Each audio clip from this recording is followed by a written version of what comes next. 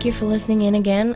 This time we're going to talk about what the Ark is, and to understand we have to go back in time yet again. So, do you remember the tree in Eden representing God's authority as a lawmaker? Now, who's a lawmaker? In earlier days it was the king. If you have no law, you have no authority to reign. Did you know that? If the laws of my country was removed, so would it be with the state's right to judge.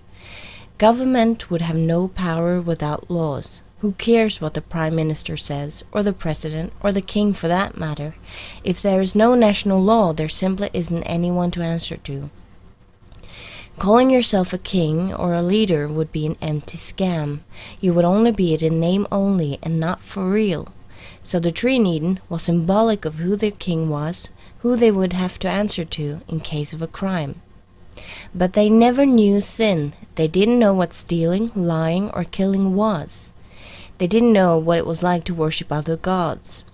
Because in the garden there were no sinful thoughts in the mind of men. So their loyalty was shown in a harmless symbol that was a beautiful piece of nature. The rejection of obedience to the Creator Father and worshipping one's own needs, the combination of these two are the start of the path that leads to all sin. Which is why Eve, rejecting God's command and exploring her own lust, was the start of sin. When each individual starts this path, there is no limit as to where it can end. So these two combined is the secret of the birth of sin in the world and in each individual man. So this is why what started by the tree ended up with the world in sin. But now men knew sin. The secret of sin was out, a secret that remained while the tree stood untouched in Eden. But now it was out and God could define it. He couldn't just as well tell Adam and Eve, "Thou shalt not kill," because then he would just have put the idea of murder into their heads. You know, it's like it is with a child. If you tell him not to do something he hadn't even thought of yet, you have planted the idea into the child's head, and he's more likely to do it now than before you told of it. If God had defined sin to Adam and Eve, he himself would have put the idea of sin into their heads. But remember the law, the definition of sin was already written in the sanctuary in heaven. We know this because it already existed when they were building the replica of the sanctuary on earth. But the heavenly sanctuary was unrevealed because it wasn't relevant. So the tree in Eden defined sin without revealing sinful nature. The tree is a match with the Ten Commandments. One is hiding the knowledge of good and evil, the other define it. The tree was forbidden to touch and eat from so it could prevent sinful nature to be known, and the law defined sin. In the first book in the Bible we learn that Adam and Eve was refused the right to eat from the tree of life because they had eaten from the tree of knowledge of good and evil. They were cast out of the garden and cherubs was guarding the entrance. In the last book in the Bible we are told, "Blessed are they that do the commandments, that they may have the right to the tree of life and may enter through the gates into the city." So the Ten Commandments is here the new tree of knowledge of good and evil that we can't eat from if we want access to the tree of life. Now we have this today as well. If a king owns land away from where his home is, he leaves his seal and his law on that place. Then a group of judges and people are elected and make sure the law is respected by the inhabitants. So even though the king isn't present, they are reminded who they are to be loyal towards.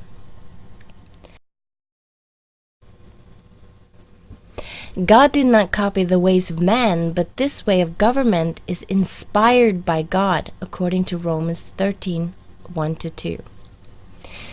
Now, God's home and seat of regency is in heaven, but he left the tree in Eden as a seal of who the planet's creature owned loyalty to. And after the flood, this tree was no longer present on earth. So when God met with Israel on Mount Sinai, he told them to build him a home away from home, on his property, the earth. He didn't choose Israel to be his only people to reign. No, his plan was greater and worldwide. He said, "Now therefore, if ye will obey my voice indeed, and keep my covenant, then ye shall be a peculiar treasure unto me above all people, for all the earth is mine. And from Exodus, and ye shall be unto me a kingdom of priests and a holy nation. They were elected to represent him to the world. He says about the building of the ark of the covenant, and thou shalt put the mercy seat above upon the ark, and in the ark thou shalt put the testimony that I shall give thee. And there I will meet with thee, and I will commune with thee from above the mercy seat, from between the two cherubims which are upon the ark of the testimony, of all things which I will give thee in commandment unto the children of Israel. This does not mean he was no longer king in heaven. It only means he claims to be the supreme judge on earth. The Ark of the Testimony became a symbol of who it is that judges man and who the world owns their loyalty to. And he set a people aside to take care of it, a people of priesthood or protectors. So between the cherubims of the ark, God would reign over his people. Now this is important. Why would God reign from the ark? We have gone back to what we just talked about. Without a law, there is no authority. So to be able to reign and to be able to call himself a king, he has to have a law that seals his kingship, just like the tree. In the law that was underneath where he would appear was 4 commandments telling about man's responsibility to him as their king. The 6 other laws explained how we were to treat each other. The 4th commandment, and for some it's the 3rd, because people have changed God's law later, but in the original law, as it is written in Exodus chapter 20, this is the 4th commandment. And in this commandment, he gives the reason for his right to reign over us. It says that he is the creator of the heaven and the earth, and because he is the creator, we must keep this day, the Sabbath day, as a memorial of his kingship. Now the 4th commandment contains God's name, the area of his reign, and his title. You see this today as well, because the information is needed. All nations put it on their money and their seals. The king's or leader's title and his area of reign, simply to show people whose law they have to keep in the country they are in. So God does this. He places his seal on the law and asks Moses to build an ark, a place for him to dwell. The law and his seal is then placed within it. The law is the base of his dwelling place. Maybe you can begin to see what a big deal this ark really was. Now notice the law doesn't say, I'm the creator of Israel. No, in the seal it says that he is the creator of the earth, nothing less. The tables of the law and the ark is therefore relevant to everyone on the planet. The claim he is making involves all of us, not just a few elect. Through this law, he claims to be the supreme judge of the entire planet. He says, for all the earth is mine.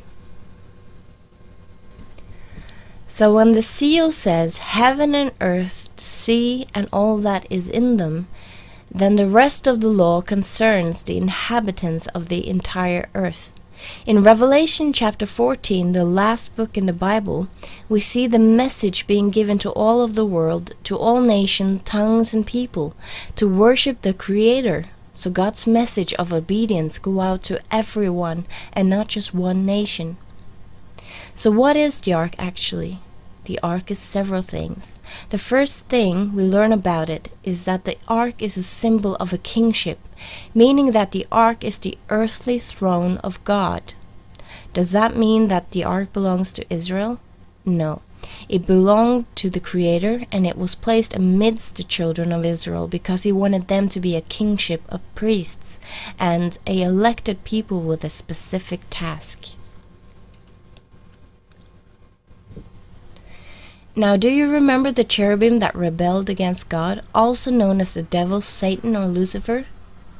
Notice how the ark has 2 cherubims and how God were to meet with Moses between these 2. The ark was built after the pattern of the originals in heaven. The opponents were once very close to God, meaning that everything that Moses was asked to build was things the opponent knew of very well. Many skeptics think the ark was a replica of thrones from Egypt and other nations at that time. They claim its similarity in appearance show that the Israelite ark weren't an original and that they were just copying the nations around them. But just as pharaohs claimed kingship with the serpent on their crowns, and so their serpent master knew of the heavenly things and could copy them. So there is no wonder that many of the earthly thrones were built in a similar fashion. Here is an example of a throne with 2 cherubim on each side, and here's another from Egypt, and here is a Hellenistic one.